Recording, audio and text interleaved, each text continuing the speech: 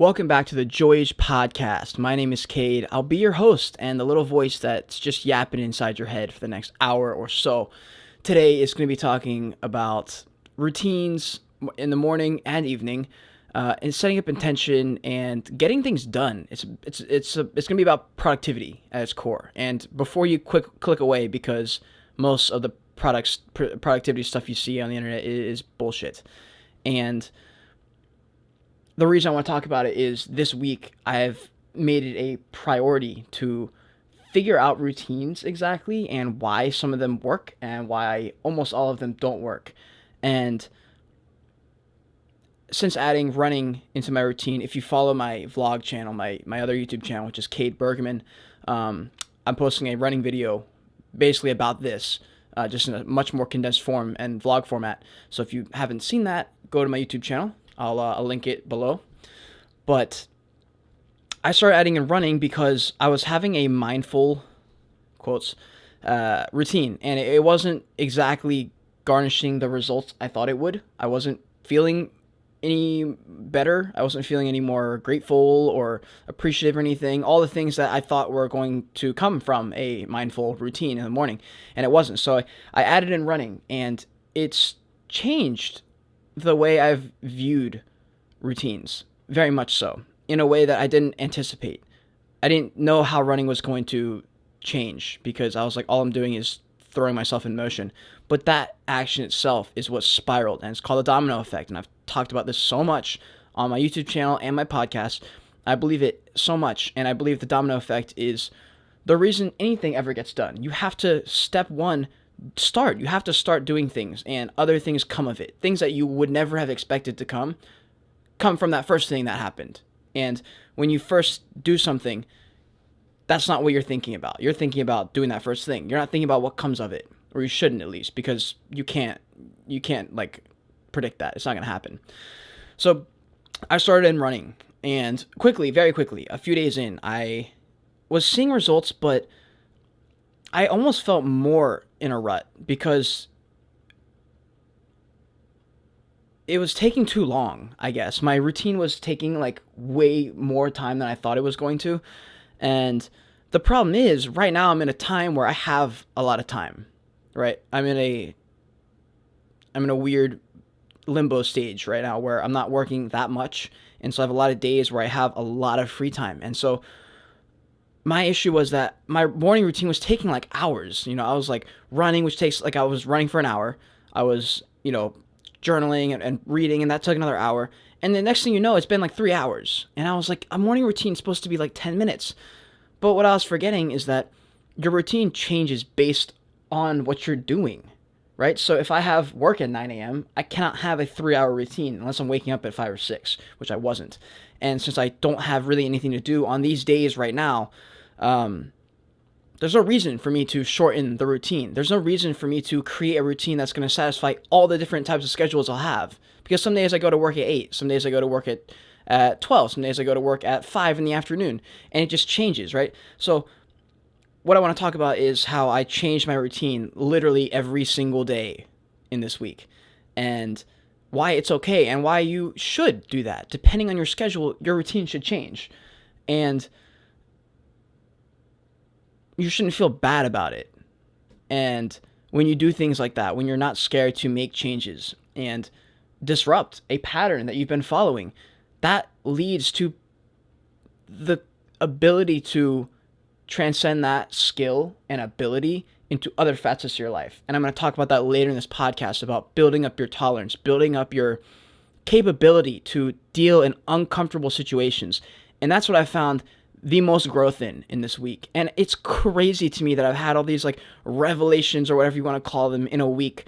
But I have taken aside time, and this was another huge takeaway that I had on like an epiphany in my car, which is in the YouTube video that I talked about earlier, where I was frustrated because I felt like I was wasting time in these morning routines, in these runs. I was like, I'm taking too long. And I feel like I'm rushing through it, and I want to get it done so I can move on to the next thing. But the whole point of the routine is to set yourself up for the rest of the day. And when you're in a routine, when you're doing things for yourself, you need to remember you are taking time. You're taking it. You're grabbing time and you're taking it for yourself. You're not wasting it. It is not a waste. If you're taking 5 minutes or 3 hours for yourself, take that. If you're going to do it anyway, take that time. Allow yourself to accept it for what it is. Say, I need this time. I need this time to cope with a breakup, or I need this time to love myself again, or be more productive, or whatever it is. Take the time, but also make sure that you are accepting that you're taking that time. You can't get that time back, right?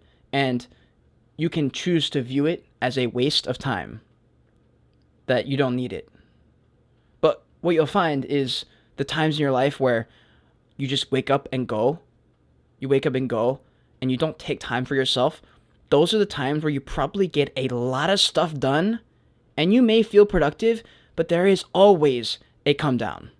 What goes up must always come down. It is the law of the universe. So when you're going go, go, go, go, go, there's going to be a point where you burn out and you start just spiraling down.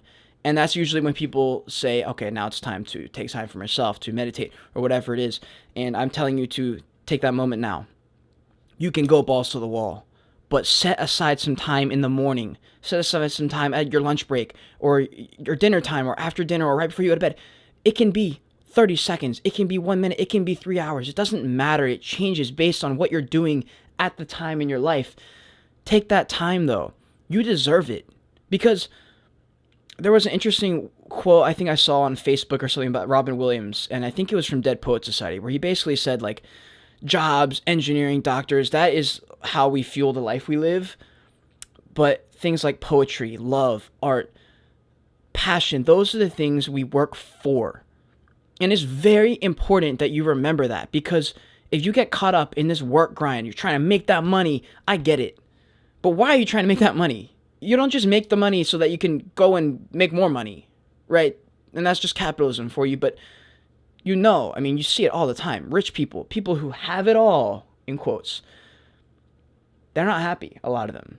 The ones that are able to create a balance, who are able to be grateful and appreciative of the small things, the things that aren't money, the things that aren't things, right? You need to be able to love yourself, and that is damn near impossible if you're not taking time for yourself.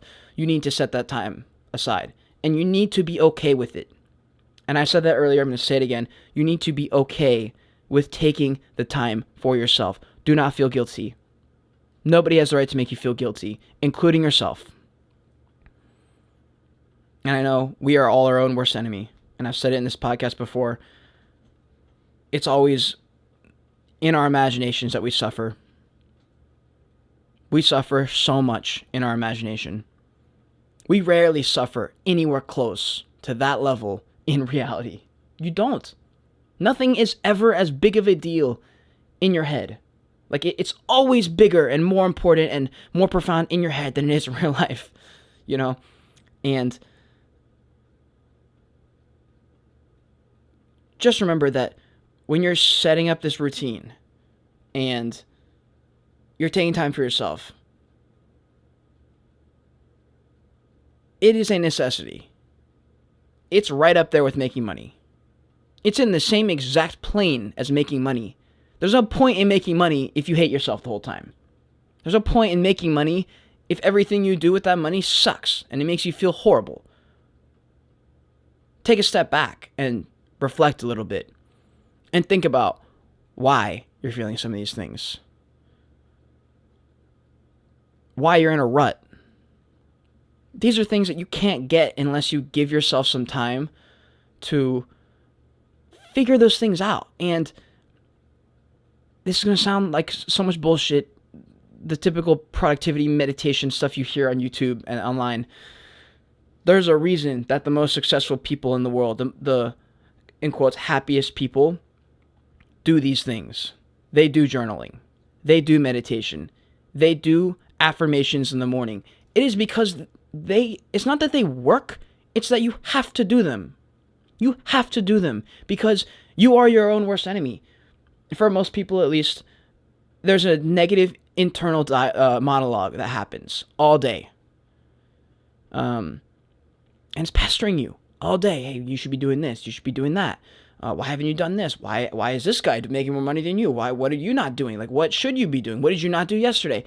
And it's all like happening at the same time. You're not like fully consciously aware, but it's just going, it's badgering at you all day long. And it's like your nose for your eyes, right? You just kind of like zone it out, but it's there, right? When I say the nose thing, it's like your eyes ignore the nose because it's useless. You kind of do that with that internal monologue, but what's different is that it's you talking, and it's typically negative. And it's like a common phrase I've heard that, the people you surround yourself with are the people, it's the type of person you're going to become. The type of content you consume is the type of thoughts you're going to have. And if all you watch is, news about COVID-19, that's the only thing that's going to be on your mind all the time because that's all you consume. So if you can change the way you talk to yourself a little bit. So if there's a moment during your work, I'm a server, so I have these moments a lot where I'm, typing in the customer's thing at the computer, their food, and in my head I say something like, "Oh my God, hurry up! Like you're never gonna catch up," or whatever it is. I catch my internal monologue saying that, and I literally stop it because it's me. I stop thinking it for a second, and I say something instead like, "I got this. I'm fine. Take a breath," and I take a breath. I'm fine. Because I am. It's always bigger in your head. Always bigger in your head. It's never nearly as important in real life.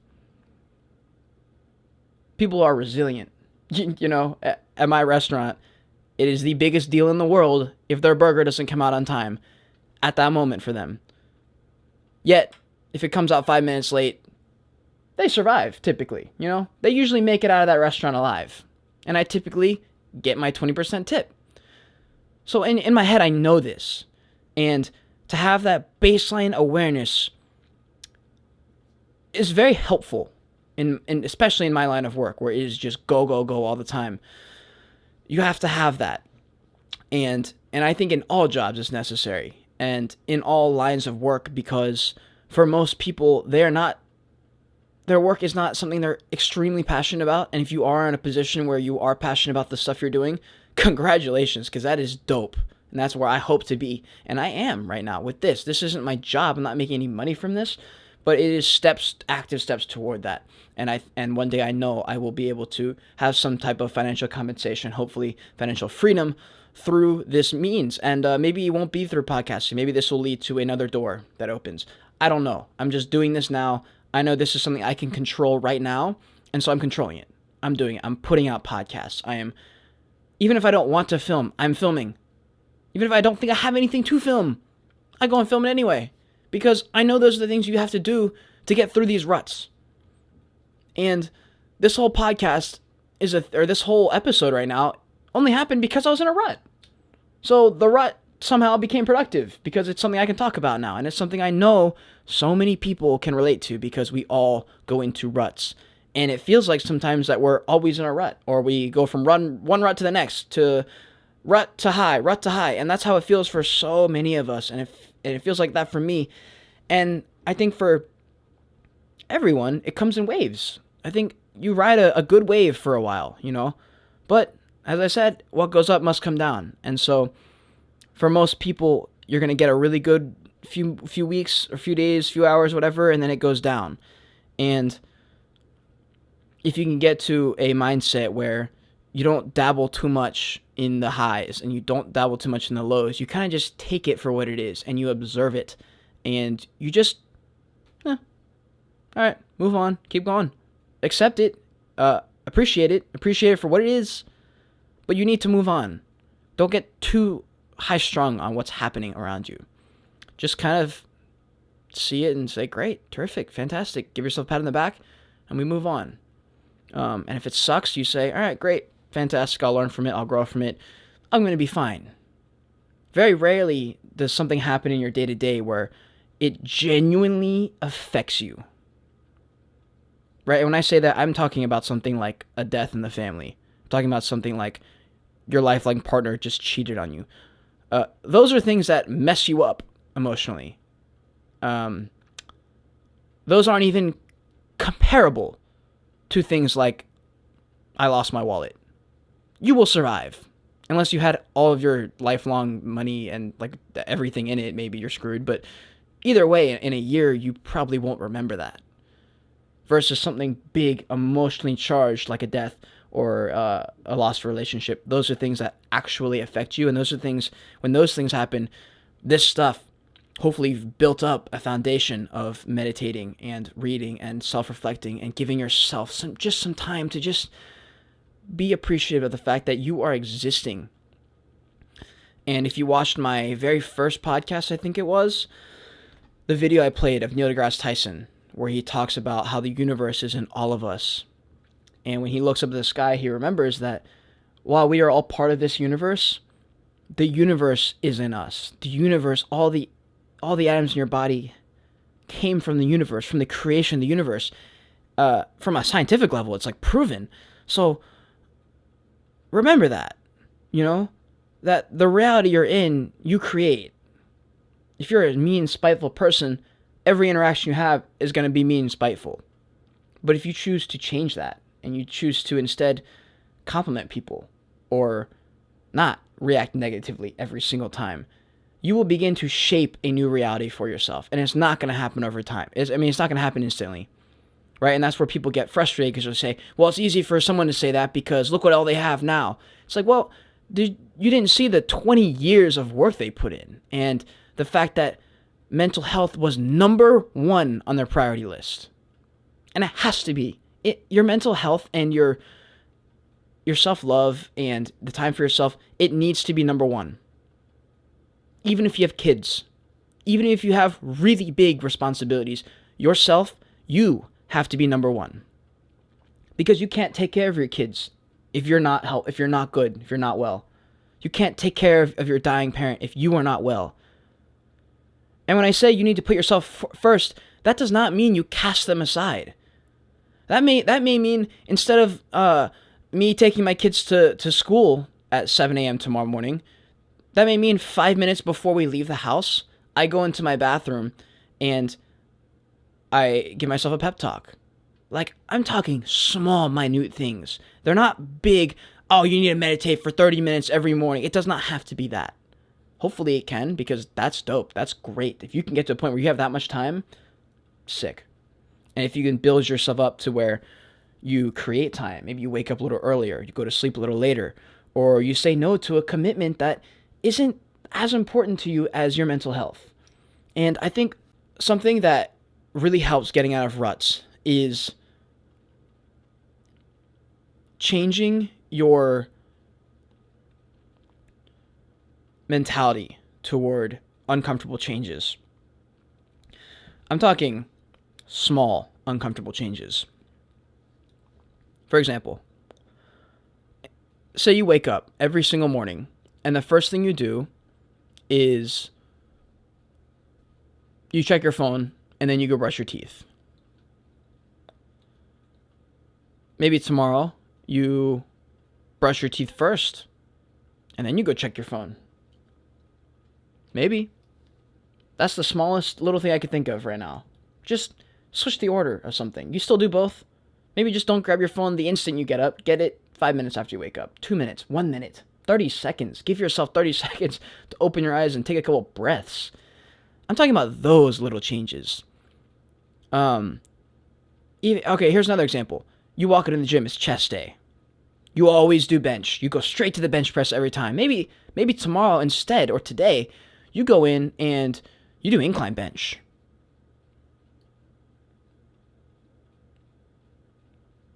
That is the smallest. I mean, it doesn't even. It's so minute. It should not affect anything. But doing those little things leads to bigger things, like saying no to a commitment that you don't really want to go to, and you have the option to say no. But before, you felt too uncomfortable to do so, and you didn't have the calluses that you built through brushing your teeth first and then getting your phone, making small, uncomfortable, slight changes to the patterns you're used to. Building upon that, building some calluses, and getting used to being a little bit uncomfortable getting up a little bit earlier some days so that you can, I don't know, go ride your horse for 20 minutes before you go to work or school or whatever it is. Whatever the thing is that you want to do. Little things lead to bigger things. And level 3 of that maybe is starting the hobby. Maybe you've wanted to get into juggling, but you just were like, it's too hard. I know I'm going to put on these hours of work. No. Just don't think about that. Just think about the fact that you can just juggle for 10 minutes today. You can try. You can just throw a couple tennis balls in the air and learn. And I did this in quarantine. I had COVID-19 earlier in like June. And I was like, you know what? I kind of want to learn to juggle. And a TikTok video popped up. Some guy was teaching me how to juggle. And so for 8 hours that day, I had nothing else to do. I just practiced juggling. And in one day, I was pretty much juggling. And the next day, I built on that. I built on the foundational base that I had built over the 8 hours that I spent the day before. And now here I am, a year and a half later, I can juggle so well. And I just do it for 10 seconds in the morning when I wake up. I just throw it up just to keep myself like able to do it because I think it's a good party trick to have. But I'm talking about like just small things, dude. You don't have to go all into something. You're not supposed to know how it's going to turn out.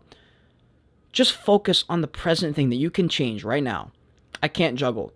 I want to be able to at least throw a couple balls in the air and catch them. That's level 1, right? I just need to be able to catch a couple balls without dropping them. And then you just move on. You progress. But you don't want to think in terms of step 1, 2, 3, 4, 5, 6, 7, 8. You want to think in terms of step 1, mastered. Step 2, mastered. All right, maybe another level 3 change, uncomfortable change, is you leave a couple toxic friends that just are dragging you down. I've had to do this, not many times, but there are some people that I do not hang out with anymore. Not that they're toxic, but their energy is a little bit draining in the sense that I don't feel much more enlightened or growing in a way that I'm going when I'm with them. So you want to be surrounded by people who are pushing you. Not that every interaction with your friend you have to be growing, but if both of you are on a path where you both want to be the best, most mature, intellectual person or whatever that you want to be, whatever your goal is, surround yourself with those people, right? And if you built up the calluses of doing all the things I talked about before, it'll be much, much easier than if you had not done any of those things and you just went from straight nothing to I'm going to cut out all my friends or I'm going to quit my job. There are things you have to build on. It's the domino effect. It's truths of the universe. You don't go from 0 to 100. You go from 0, 1, 2, 3, 4, 5, 6, 7 all the way to 100. If you want to do it right. There are no real shortcuts to success. There's no real shortcuts to great mental health. It is the reps that you put in. I feel like I understand this well because of the amount of YouTube I watched growing up. But there's a couple channels, Nick Bear is one of them, where he's training for a marathon, I think, right now. And I love watching his episodes, preparing, putting in the work, running every day, eating the good foods he's eating, and talking about his journey through it and his thoughts and how he's feeling. Or I'll watch like Anthony Mantello all the days up to his bodybuilding show. I really do not give a shit about the show day. I don't give a shit about marathon day. I almost don't even care to watch them because it really doesn't matter. It's about the growth they gained and the insights they learned and the friendships they made and the things they taught themselves and other people and motivation. Those are the things that matter. When you're training for a triathlon, it is about the hours you put in, the muscle you build, the mental strength you build, the discipline you build. It's not about finishing the triathlon. For some people maybe, but it's about what you get out of it. And when you're putting yourself first, it's about becoming a better person. Becoming, the key word here. Becoming a better person. Be a better person. Right? It's a continual lifelong journey. There's no end. You don't just become enlightened one day. I mean, maybe, probably not. And if you do, by any chance, becoming completely enlightened, and you don't need to grow because you've achieved number one enlightenment, then either help other people get there, or you just enjoy it. Accept the fact that you've done it all. You've won the game. Now you can enjoy it. I hope through the things I'm saying, you at least entertain the idea that the people that we see on social media who are, in quotes, winning, the people who have got it all, the people who have figured it out, the people who are famous, they have not figured anything. They have not done it. They are doing it. They're probably on level 500 and you're probably on level 20. They probably put in some extra hours and extra work that you didn't see, that you don't know about. And so remember that and talk yourself through it a little bit and give yourself some room to grow. Don't rush everything. It's not going to help. It doesn't help anybody, right? I guess this would be my quote of the day. I read this in, I think it was Think Like a Monk. He basically was asking you, if your internal voice, the internal monologue voice, the one that narrates your whole life, if that was a person, would you want to be friends with that person? With the internal voice that you have all the time, talking, yapping, constantly whispering in your ear. Would that voice be a friend to you if they weren't you? As for me, I don't know. I want to say yes. I really want to say yes, but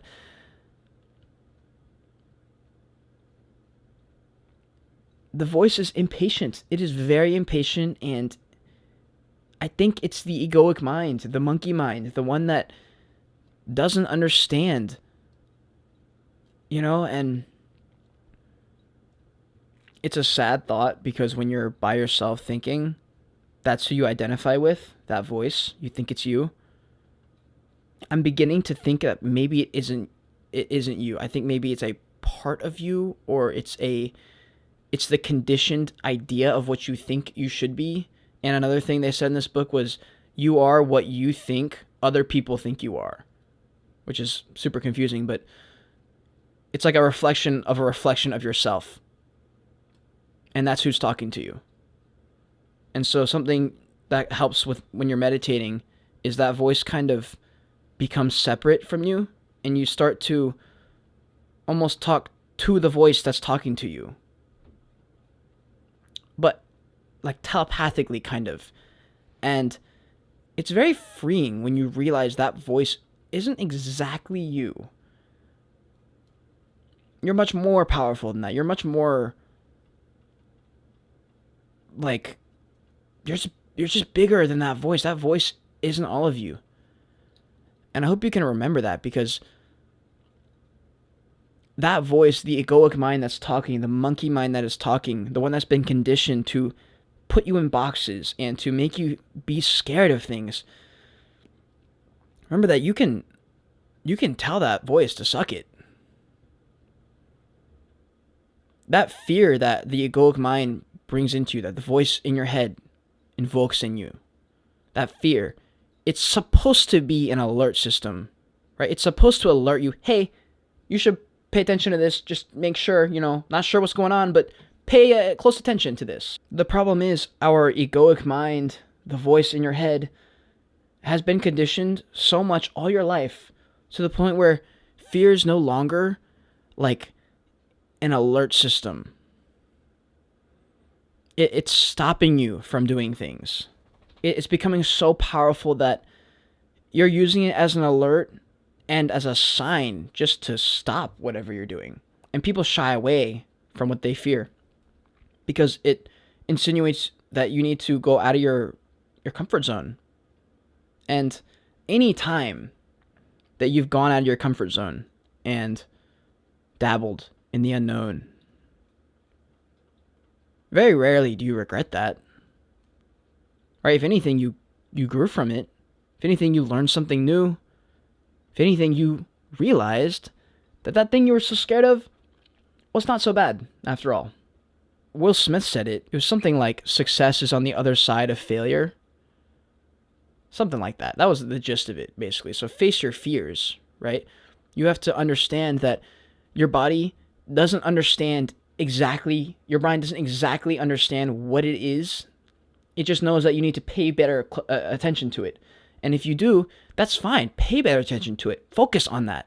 Maybe think about it a little bit more. Maybe it is a little important, but don't shy away from it. Don't run away from it.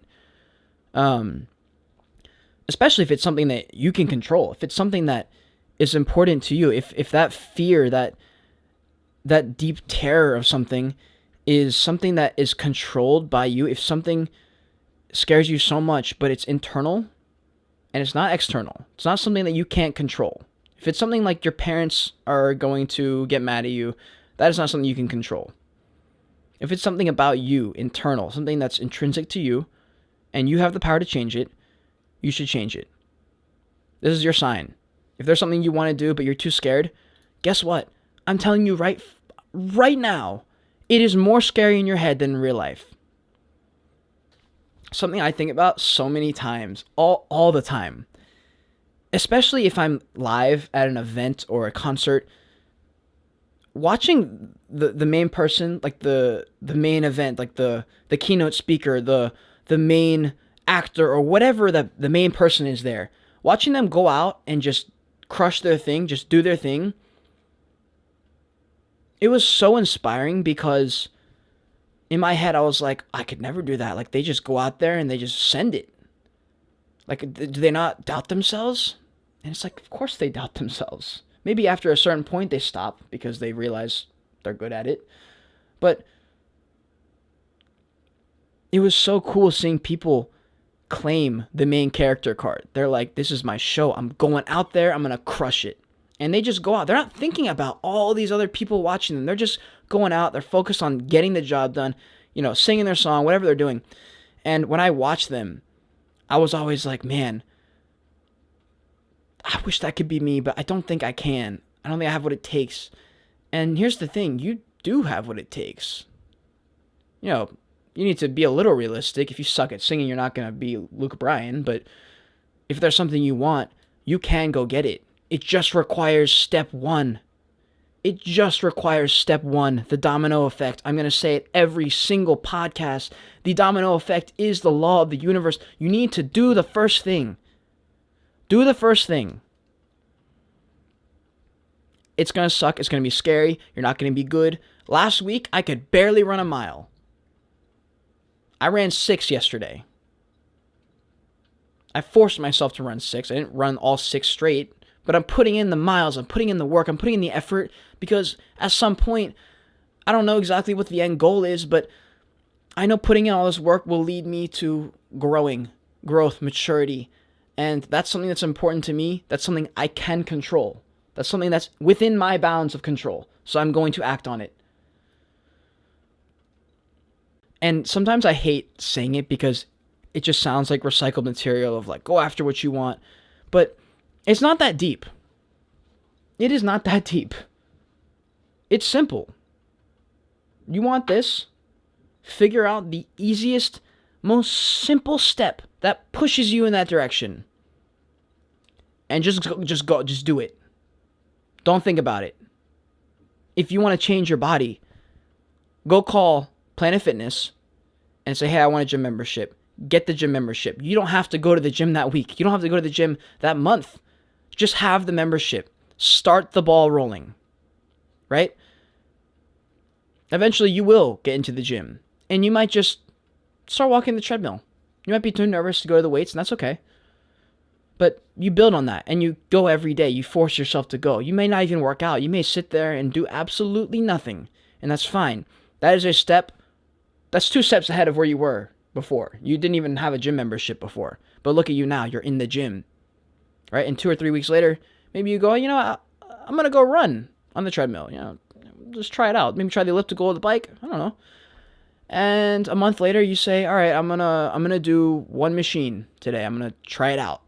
I don't know how to do it, but I'm just going to pull because it says pull. And lo and behold, a year later, You walk in that gym like you own it. And you go and you crush your chest workout or your leg workout or whatever it is. But you don't go from not having any gym membership, no confidence in the gym, no understanding of anything, to just crushing in the gym a year later, right? You don't just go from step 1 to step 20 instantly. You have to build it up. And you never would have gotten to a point where you're comfortable in the gym if you hadn't spent all those days being uncomfortable in the gym. Right? So those steps are 100% necessary, and don't view them as negative.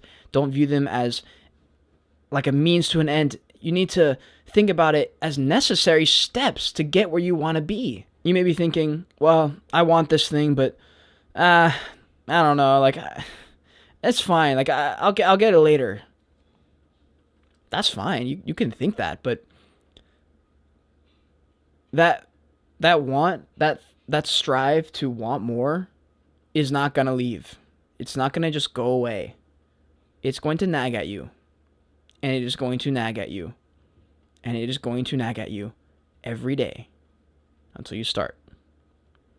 And then the nagging changes to, all right, well, now you got to do this now. That's fine. But at least you're moving forward, right? And if you're practicing mindfulness, you're practicing flexing your monk mind, you're flexing the control you have over your brain, because our whole life we've just gone with the flow. With whatever our brain thinks, we go and do it. We have the power to control our reality. If you don't want to be so sad, quit watching toxic content about social media and quit going on TikTok for 6 hours a day. Quit making excuses. The more excuses you make, the more difficult and complex it is. When people say it's not that simple.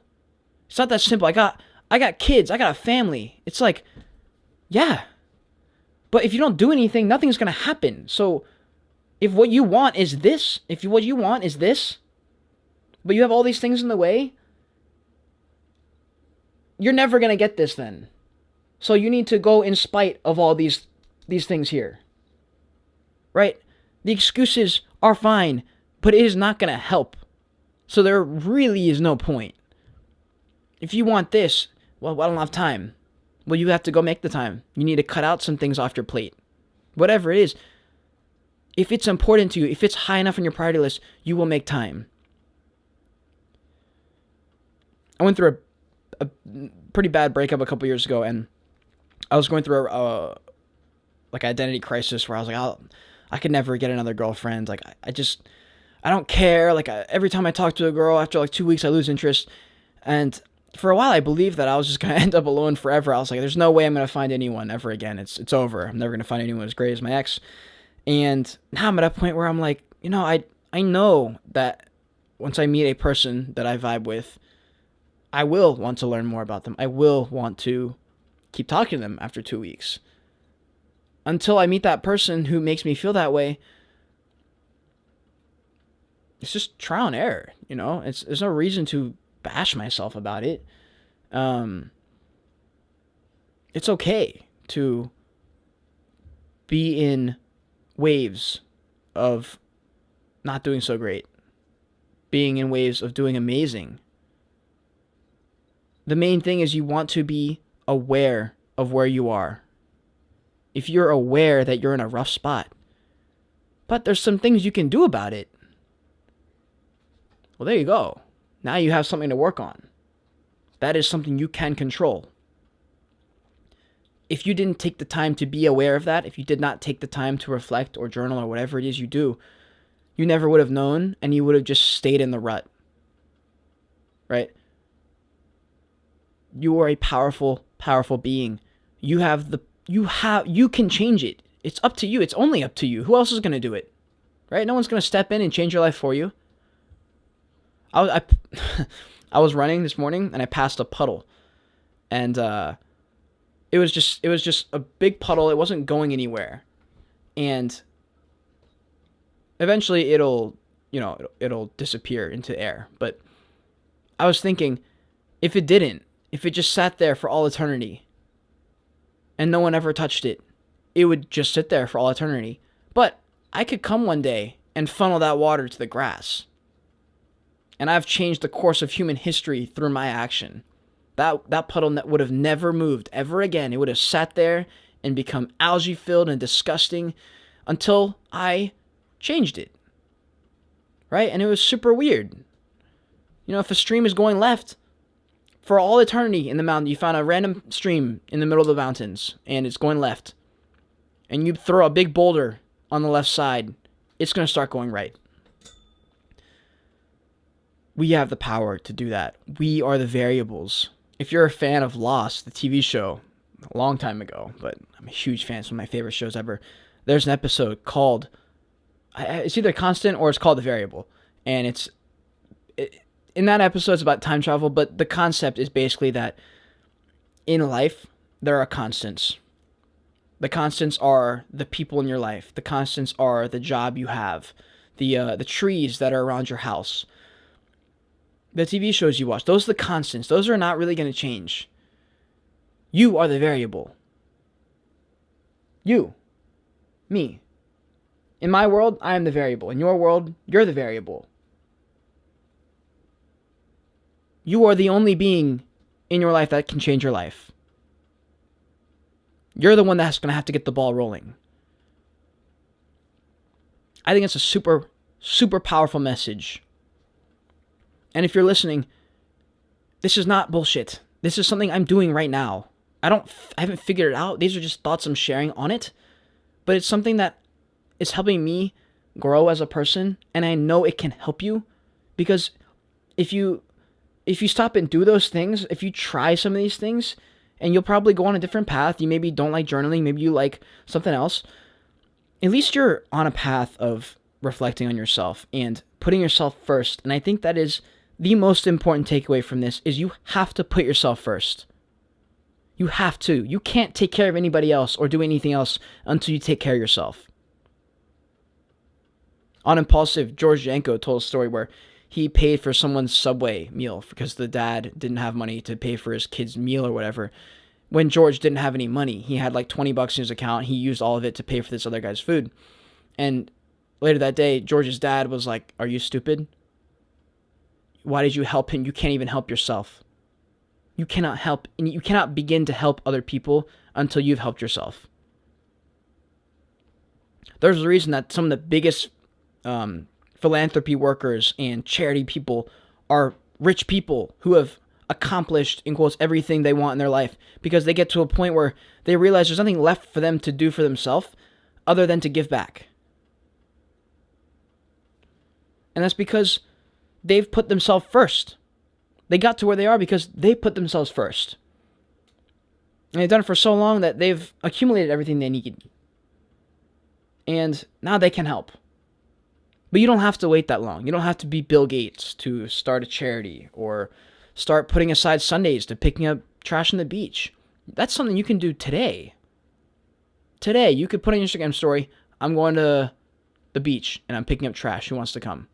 You might get one person. You might get 20 people. You might get none. But if you go and maybe you post a picture about it, maybe someone sees that. Maybe someone on the beach sees you and they join you next week. Now you started a movement. But none of that happens unless you take that first step. And so my message to you is take the first step. The very first step. The small step. The insignificant step. Something that's not scary. For example, me with this podcast. Step 1 is watch a bunch of videos on podcasting. At least get comfortable talking about the subject. Step 2 for me was order a boom arm, I guess. And step 3 was figure out how to tie my mic to it. Step 4 was hitting record. I'd become a little more comfortable with the idea of podcasting, and I knew there's only so much I can learn from watching endless YouTube videos on it. I needed to just hit record and try a few intros, figure out how to talk, just figure it out. It's something that I'm going to continue doing every podcast. I'm going to learn something new. I'm going to learn a new way to talk. I'm going to get better at certain things. I'm going to figure out things that do work, that don't work. But it's only things that can happen if I keep putting in those hours and keep putting in the work, right? But that all stemmed from my very first step, which is just Googling how to start a podcast. That first step was not scary. Spending $13 on a boom arm was not scary. Cutting one of my hair bands to tie it to the boom arm was not scary. Pushing record and starting the first podcast was a little scary. But I was so used to the idea of just doing it. I was like, let's just go. Let's get started. But a week ago, before that, I was nervous. I didn't want to do it. I was like, I don't have this, I don't have that. Set yourself up for success and take the first step. It's a small step. Don't think about all the other things that have to come after that. It doesn't help you. You'll get there when you get there. First step. Just do the first step. You can do it, dude. You can. Get it through your head that you're the main character. You are the main character. Everything in your life, you think about how it affects you. What you think about it. You care about other people's opinions, but you don't really care. It's how you feel on the inside. It's most important to you. You're the main character.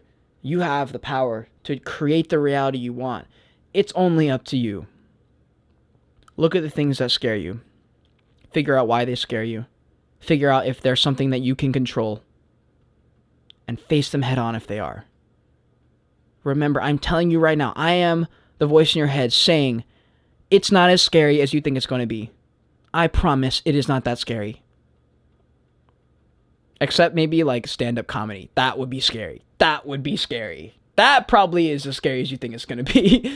But if it's not stand-up comedy, that first step is probably not that scary. You built it up in your head because it's something you're passionate about, and I get it. You just got to do it. You just got to start. And that's the reason I started my YouTube channel. And you should be following my YouTube. If you follow this podcast but not my YouTube channel, I don't understand that, because they go hand in hand. You got to do both. So Cade Bergman, it's linked below. I'm documenting from the beginning. I have videos from like 7 months ago where I'm literally just venting to a camera that I don't understand how to get started. I don't know what to do. I'm just doing this. And that all those videos led to a podcast. The last thing on my mind when I pulled out my iPhone to hit record, to film How to Succeed in College Part 1. That was my first YouTube video. Podcasting was nowhere on my I didn't even know what cinematics were. I didn't know what angles were. I didn't know what ISO was. I didn't know anything. And it didn't matter. The only thing that mattered was getting that first video on YouTube, going on iMovie and editing it, throwing horrible in-app captions and like titles and stuff. Like, those are the things that built all those hours of editing, finally leading to Final Cut Pro, which is a professional editing software, to dabbling in Adobe After Effects, like all those things. Those build on each other, and that's the only way to grow. And I want to say this because this is important to me. If you're struggling with any type of mental illness, mental health, and you feel like it's not going to get better, I'm right there with you. It's a struggle every day. Some days suck. Some days suck so bad. 2 days ago, last night for me, I had one of the worst nights I've had in months. And then yesterday, I had one of the best days I've had in months. It comes and goes. You figure out ways to deal, to cope, and you move on, and you move forward, and you grow. I'm here with you.